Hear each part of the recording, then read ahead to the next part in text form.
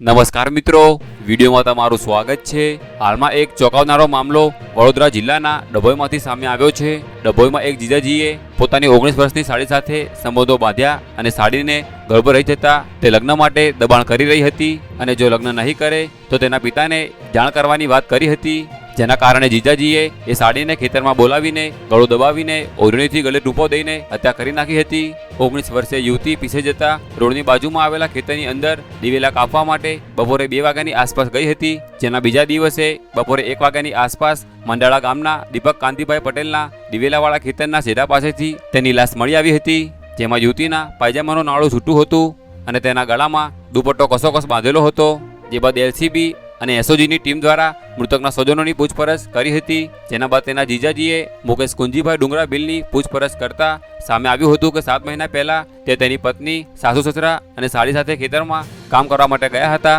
જ્યાં સાડી સાથે જીજાજીના સંબંધો બંધાયા હતા, જેનાથી સાડીને ગર્ભ રહી ગયો હતો અને તેના કારણે લગ્ન કરવા માટે દબાણ કરતી હતી અને ત્યારબાદ જીજાજીએ સાડીને મારી નાખવાનું નક્કી કર્યું હતું। હાલમાં પોલીસ આગળની કાર્યવાહી કરી રહી છે।